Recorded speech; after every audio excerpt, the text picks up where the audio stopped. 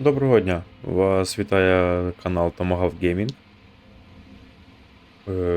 Сьогодні починаємо таку типу новеньку рубрику летсплею. Буду записувати відео максимум до години, не довше. Гра називається Естер. Не знаю, що це, навіть не чув про неї ніколи, але вона в мене в бібліотеці Steam завалялася. Тому починаємо грати в неї. Подивимось, що це таке. Я так зрозумів, тут 4 глави. Авторські коментарі. Давайте побачимо.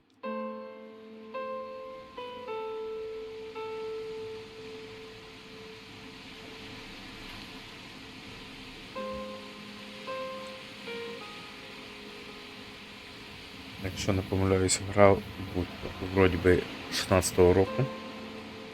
А все, вже можна йти. Чого ти? Hello everyone, I'm Dan Pinchbeck. Ага. Я так все хорошо розумію.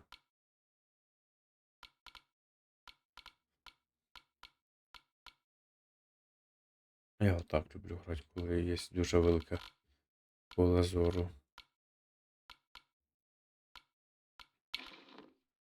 Так, хорошо.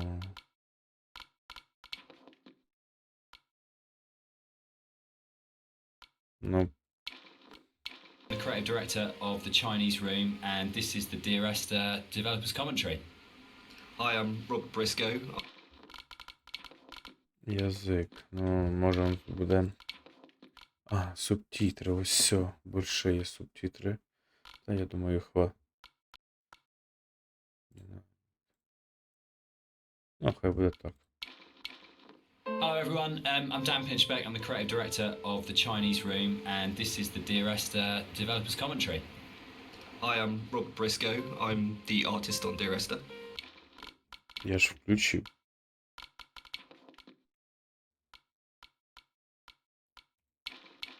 And I'm Jessica Curry, and I was the composer on the game. So what you're looking at today is a remake of a mod. Dear Esther started off in 2007 as a Half-Life 2 mod that did really, really well in the modding community, which was fantastic. And as a result of that, attracted the attention of Rob, who worked as the primary developer on a Source remake of the game that was released in 2012. And this year is another remake where it's been updated for a cross-platform release. And we wanted to add in this developers commentary just to give you a bit more of an insight into some of the ideas behind the game as it came together.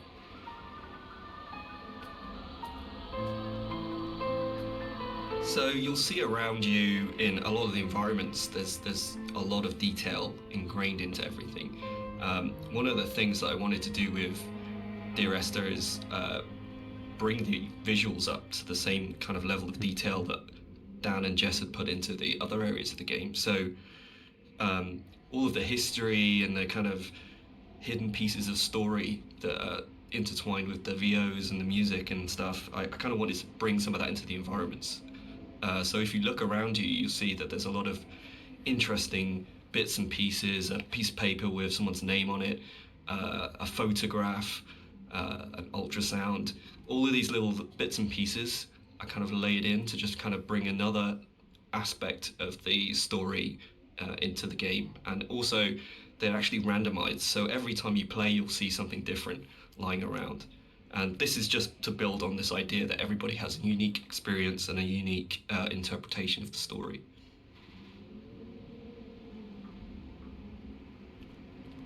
Ну, читати я не буду цією мовою. Я б залюбки хотів би розуміти англійську, ну я трошки тупий. Тому хто буде дивитися, хочете читайте, якщо ви розумієте англійську. So you'll see around you in a lot of the environments, there's a lot of detail ingrained into everything. One of the things that I wanted to do with Якось Dear пропустити. Esther is Можна? bring the visuals up to the same kind of level of detail that Dan and Jess had put into the other areas of the game. So all of the history and the kind of hidden pieces of story that are Part of the point about the whole game, I think, was this idea that rather than having a linear, straight through version of the story, that we could have multiple story units for each place you were. And I was really interested in this idea of how you can open up that space that people can interpret. So I loved the idea that you could have two people that had played this game and then would have a conversation about it, and one of them would say, oh, what did you think about when this happened? And the other person would be like, well, that didn't happen for me. I had a completely different event happen or a completely different story happen. And it kind of feels very gamey in that way, that actually one of the things I love about writing for games is that you hand over so much control to the player that it becomes their story, and that's really, really important rather than trying to force them. So using randomized blocks of voiceover in the game and the kind of randomized prop details that Rob was talking about means that it gives it a really different feeling every time you go through. And that's kind of interesting for me, because I like the idea of going, well, not everyone has to have the same experience, and because it's interactive, you have the capacity to have very different experiences occupying the same space. So yeah, but balancing all that then becomes an absolute nightmare. I think it's nice though, because everybody gets a personal experience. Like, I love reading the forums and seeing how people come and they sort of tell their story and what they interpreted of it, and then you see other people discussing what they thought of it. And to me, it's kind of nice because everybody takes something unique away from it.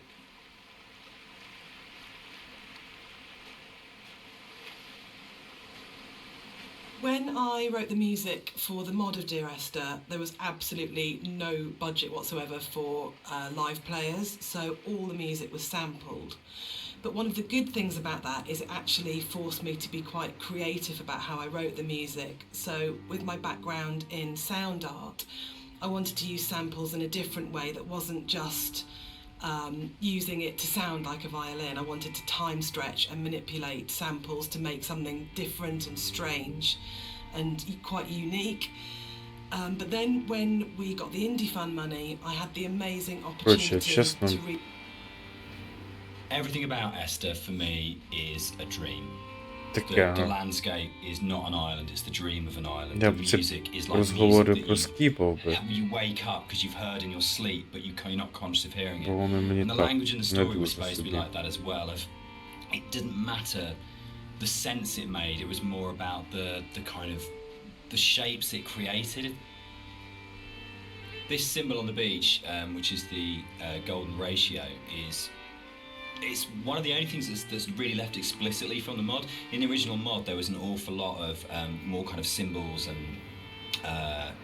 kind of a much more kind of mystical, sort of magical element to the island. There was a lot of very weird stuff in there.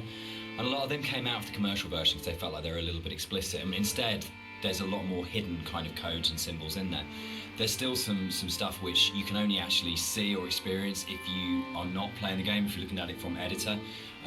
We had in the original mods things like trees planted to mirror the shape of the M5, or there's a whole bunch of things that are there.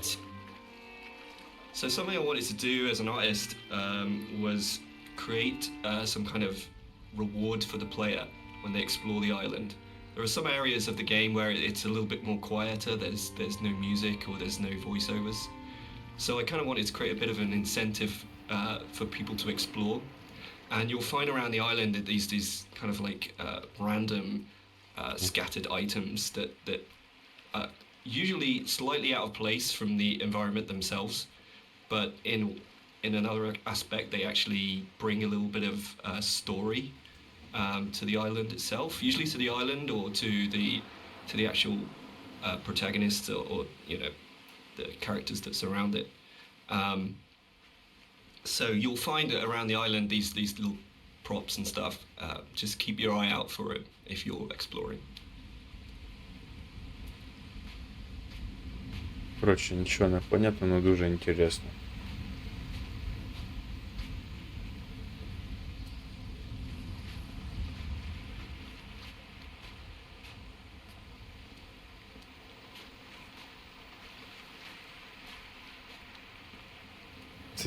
Це типу як туторіал.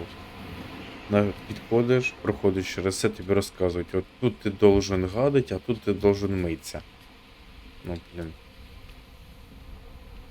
Ну то розказують про ігру класно, ну, блін. So people have asked why the Dear Esther is set on a Hebridean island. what's really interesting about this is one of those times when your kind of aspirations as an artist and the practical realities kind of dovetail.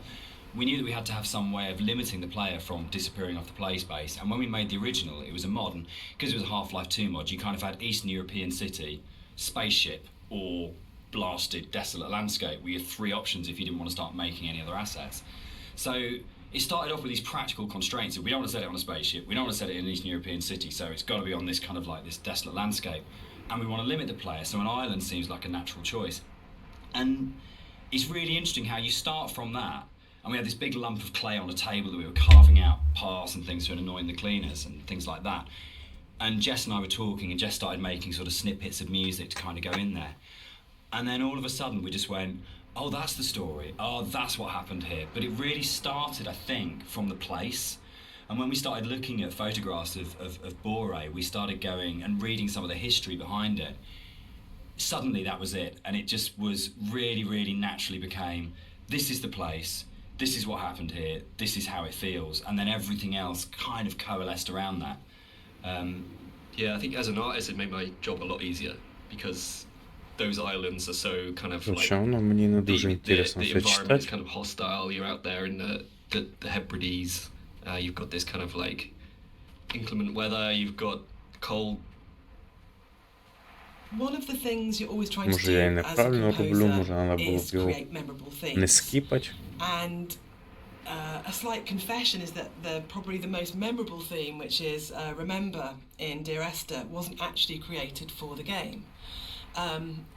Rob's looking shocked. So it was actually from a piece of choral music that I'd written years before, based on a Christina Rossetti poem called Remember. And one of the things I was talking about earlier was how I didn't have any budget. So I had this piece of choral music, and I thought, hang on, this is absolutely perfect for Esther, but I don't want to use all of it. So the only bit that you actually get in the game is the first line of the choral piece of music. But that actually went on to form the main theme of the music that I wrote. And I think for me it's really interesting about how things that you've written earlier, years before, sometimes come in really, really useful and fit. So I always tell people and students not to despair if something doesn't get used or doesn't work at the time, because actually there'll come a place or in a time where you think, hang on a minute, I've got something that fits. So in terms of that memorable theme, the Remember theme gets used in multitude of different ways during the game. And one of the things it does is helps you to identify the kind of psychic place that you're in the game. So the theme is played in lots of different ways, and actually you'll notice that as you go through the game, it becomes more and more broken and more manipulated and broken down as the player goes through the journey and as you're psychologically struggling to get to the end point in the game. So music's really, really useful for... Все, я не можу слухати. White Lines. Yeah. They actually did this. It was really cool. I found this historical document. They used to do this on Bore in the Hebrides. If their disease broke out, Really? they'd actually chip out and expose the chalk. So if you're on a boat and you were coming to the island, you'd know not to land because it was infectious, which is the coolest, most amazing. It's one of those things where you go, it's almost impossible as a writer to come up with something as cool as that. It just has to be something that was actually done. And it's so sad as well. And I love this bit and the fact that we can do it because it feels really real because it references a real thing. And I don't know, there's something really special about that. But it was always one of those bits in the game that I thought, we've got to be able to represent this somehow. We have to be able to get these things in here. Something that I wanted to bring through in the art of the game was the same kind of fidelity that you find in both Jessica's music and Dan's writing. In the same kind of way that you have all of these little details, these very close attentions to detail that kind of really bring richness to the story. And something that was missing in the original mod version was just this lack of a visual layer of story. And something that I did throughout the art of the game is to add in all these little details here and there, little bits of story, little links to certain things that you may or may not hear or see. Just a layer of richness in the world and give you some... There's a scene in Donnie Darko where Drew Barrymore's playing his English teacher, and she talks about cellador as being the most beautiful word in the English language, and about it's the sound of the words together. And Dear Esther actually comes from the introduction to From a Faith No More song, the Crab song on the first album, Introduce Yourself. And there's a point where I think it's Chuck at that point, the vocalist before my pattern, just says Dear Esther, and it really lodged with me because the sound Dear Esther just has a really amazing sound to it. And I think when we started making it, and the idea of it being this series of letters to someone came through, it just came straight back out of going, that's just a really beautiful sounding combination of words. Ой, ці розказчики, блядь. That really sums up the whole approach to the writing in Dear Esther of what's the most beautiful combination of words and images we can put together, and to do it that way rather than writing a traditional plot as such. So yeah, Dear Esther, Faith No More and Doom. I think the central question to the entire experience for most people that have played it or are talking about it is this idea of, is the island real? Is what's going on a literal event of a man walking across a Scottish island, or is it a dream that he's had? Does the island even exist? And one of the things that we try to do with the writing is to constantly lull the player into a position where they got an understanding, they made a decision about what they thought was going on, and then to undercut it. So you never actually were able to settle on any one interpretation. And that was the challenge I set myself when I wrote the original mod, was can we put a story in a game that not only lends itself to multiple interpretations, but there is no stable interpretation. Every single interpretation you have will always have questions, and you'll never be able to fully trust what you think you understand about the game. So it's challenging, I think, for that result. It becomes quite a challenging kind of game story because of that, because you don't ever get that situation to go, I understand it now, I can walk away from this thing and it's all closed off and it's tidy. It was a very deliberate attempt to say, Давайте трошки, наверное, звук. no matter where you think you are with this story, you're always questioning whether or not that's right.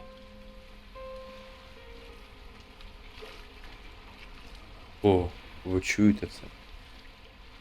Це тиша. Немає цього коментарю постійно. Таке чувство, що я буду грати в ігру і мене буде постійно цей мужик щось мені жужжать під вухом. Ну. Якось незрозуміло, ну нехай.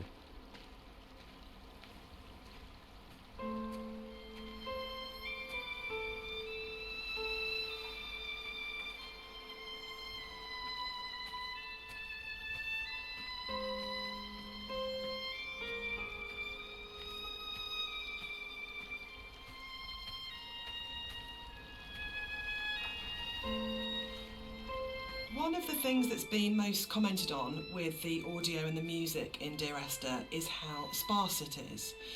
And that was a really deliberate tactic. I wanted to leave room for the player to think and to dream and to wonder and to put their own interpretation into what was happening.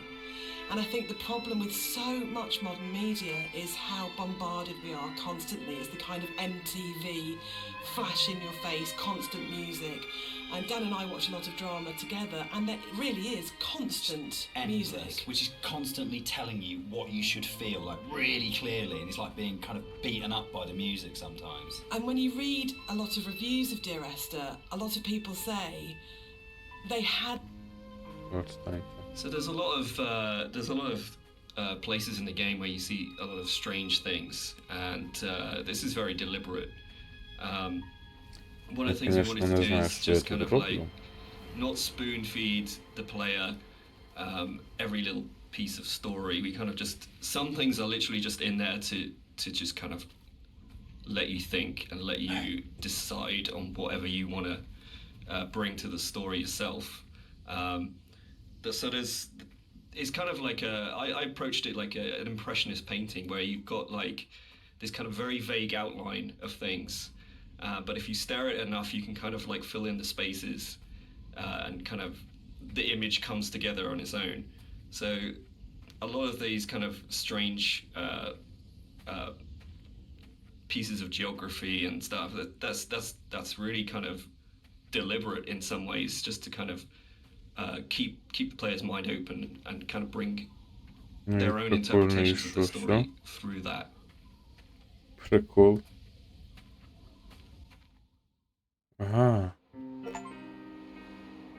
Так, я розділ маяк пройшов.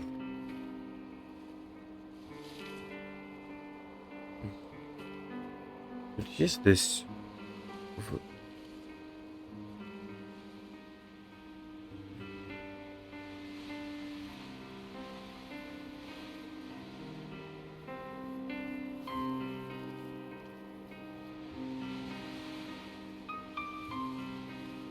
Ой, ладно.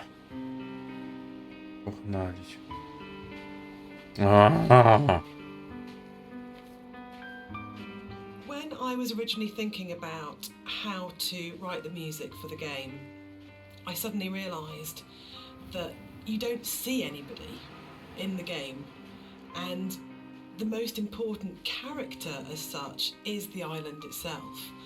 So я тут one of the вроде things бы- that I did with the music was to write the island Типу, as в if she or руководствах he were a знайшов, character є in its own карта, right. щось типу And того. that's really important, I think, that you're going through this space and actually it's completely наверно, да, я- devoid of people, but the music in a way Щось похоже, populates буду хоч якось the island, орієнтуватися. and the voice of the island speaks to you Ну through the ладно, music. ходімо.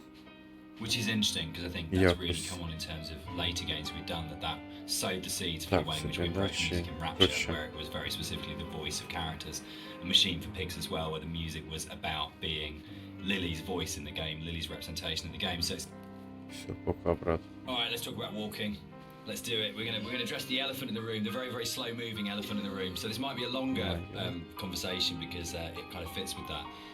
So Esther was the first of the what are now called walking simulators, and it was really interesting that for us it didn't feel that weird to have a game that was slower than normal, where actually there was lots of time to just walk around and think and look at things. And it was amazing at the time how this was seen as completely revolutionary, and it's really interesting, and it's amazing to see how many other games have kind of like taken it on board. For me, it came from, I didn't see it as being odd to have a game where very little happened, where you thought about what the radio mast in Dear Esther was obviously there as a really important kind of design feature as well as its place within the story. And that, I think, came from, it was really interesting, being a Half-Life mod to begin with, and the Citadel in Half-Life 2, that it tells you how far you are through the game. You're always looking up to the skyline, am I closer to the Citadel, can I see it? And it lets you know how near you are to the end of the game. And it was really important because Esther's so open in a way, because there isn't this, you're not using kind of shootouts or Я так kind понял, of це gating it типа with ігра combat encounters to розказчик kind чи of що? constantly keep you moving. That it was really, really important that you always had that focal point of going, I know exactly from the beginning of the game, virtually right from the start, you know where you're going, you know where the game's going to end up, and you know that sooner or later you're going to be either at the base of that thing or climbing that thing, and it's always there, that red light. And I think particularly with the colour palette of the game, the fact that you've got this very, very, very clear red light that's unlike any of the other colours in the game immediately tells you as a player, this is what the shape of this. So something you'll notice as you look around the environment is, you know, from a distance you see the landscape. It's kind of a beautiful place in some ways, but something I wanted to bring to the game is that there's this second layer beneath the surface. Whereas if you look at things closely, you see that the actual island itself is very polluted. It's kind of very rotten. You know, everywhere you look, every rock, every grass surface, it has this layer of filth on it. We cast and did all the voice direction for Esther ourselves for the mod, and it was basically Jess and I on a casting website just listening to people's show reels and finding what's the voice of this thing. And there was never any question about Nigel. I think we heard his show reel for the first time around. It's probably been listened to sort of 30 or 40 actors. And we started listening to his show reel and just both looked at each other and went, that's it, that's him. And it was amazing when Nigel came in, we had, I think, a day and a half to do the whole thing. And he just did that amazing thing that really, really great actors did. If he just walked in, got in front of the microphone, and more or less did the entire thing in one take. And we did hardly any retakes on anything. It just felt like his instinct for the character in the game was so strong. But he just, without virtually any direction, just came in and just got it. And one of the hardest things with the voiceover that we did was when we went from the mod, which had 3 potential narrative units per queue, to 4 potential narrative units per queue, was not only finding new bits of writing that kind of complemented and played off what was there in the original mod, but for Nigel to come back in, nearly 5 years later, and to just re-find that voice in exactly the same way and deliver it in a way that fitted in and complemented it was a real testament to his ability as an actor, I think.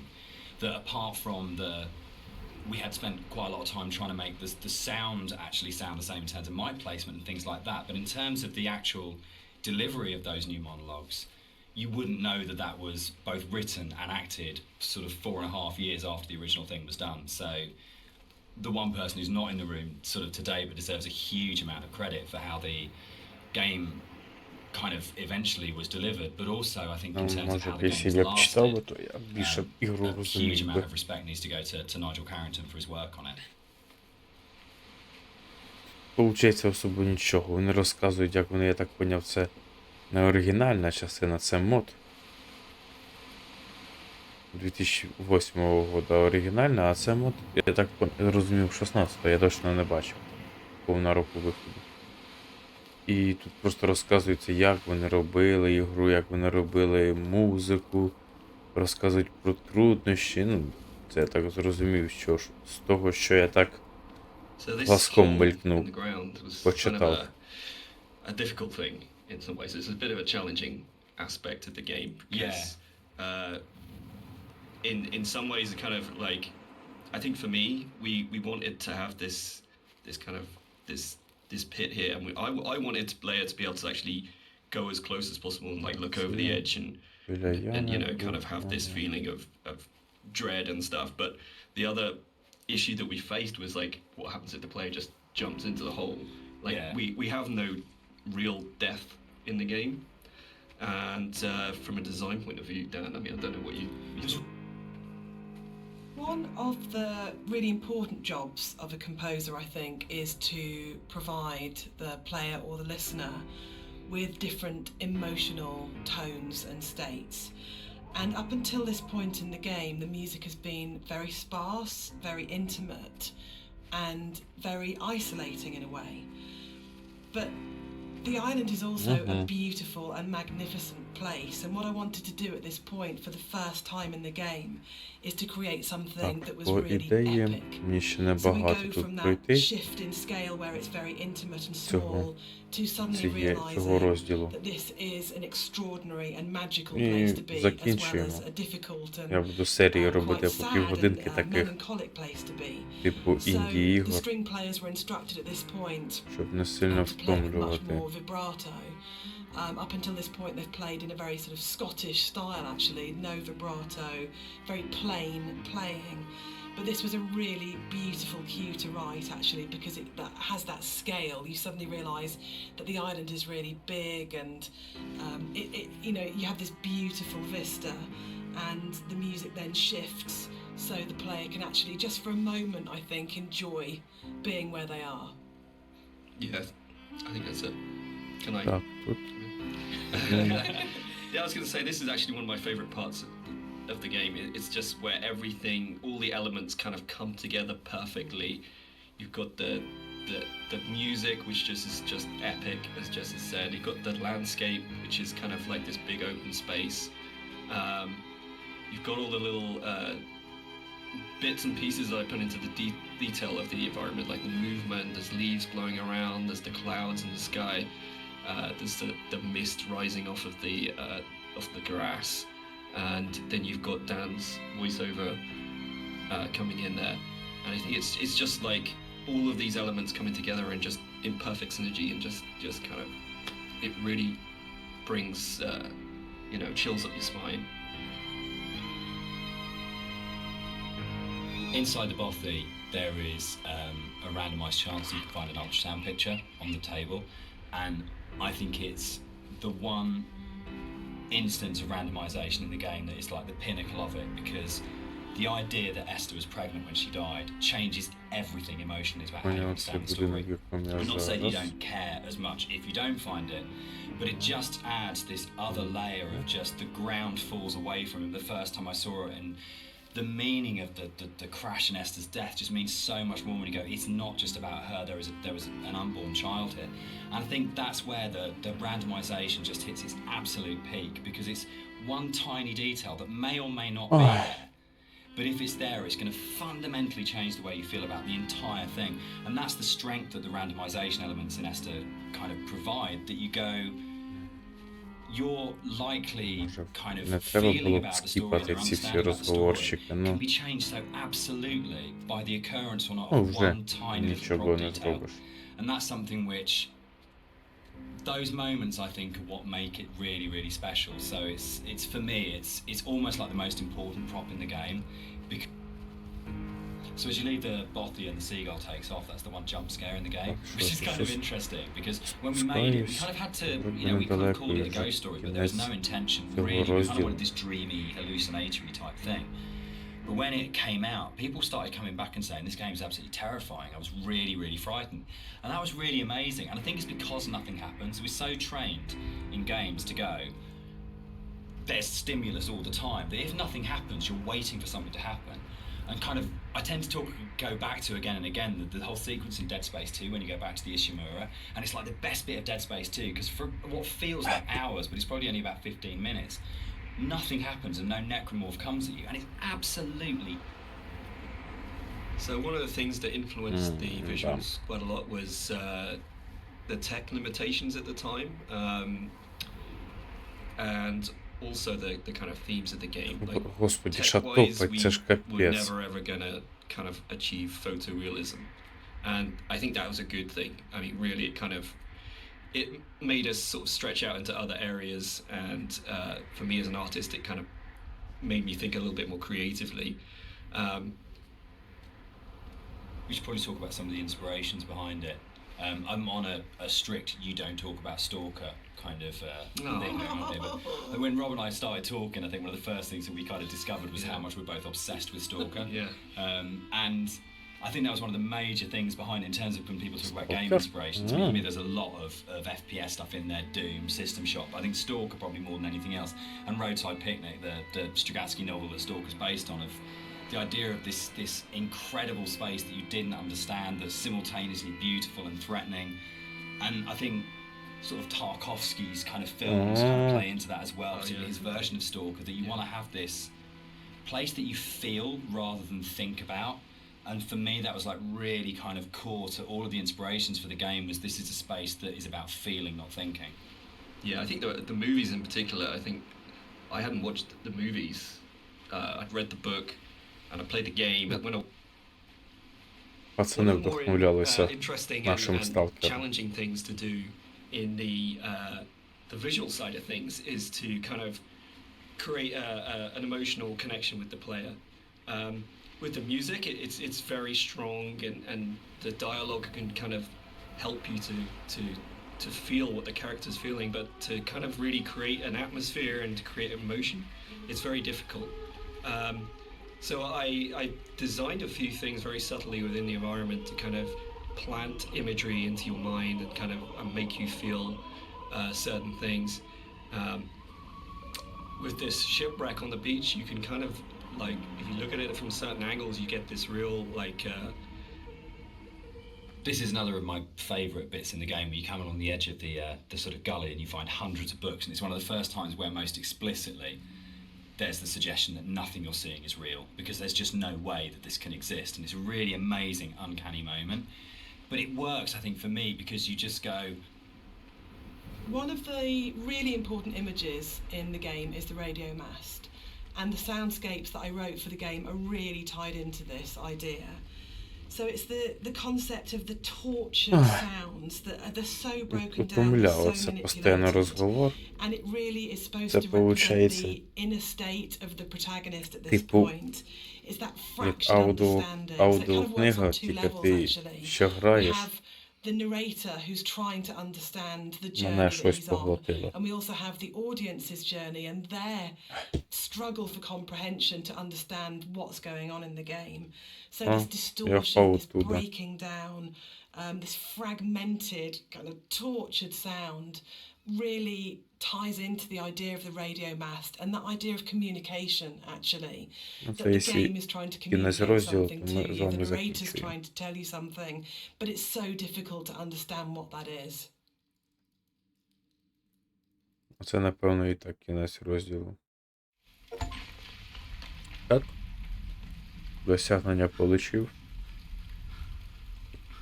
Кінець розділу.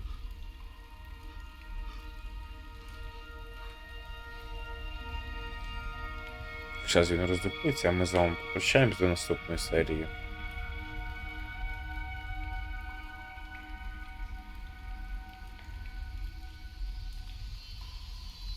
Так. Все, добре. Підвівся цілий. Не покалічився. Так. Виходимо в головне меню. Так.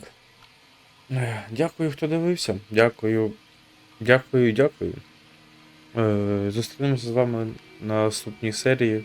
Всім гарного дня, всім гарної ночі, всім доброго ранку. Хто в який час мене дивиться, смачного. Що ще побажати? Гарної дороги вам на роботу, з роботи. Коротше говоря, всього вам гарного. Коли ви мене не дивилися, в який час, в якому місті. Все, всім па-па.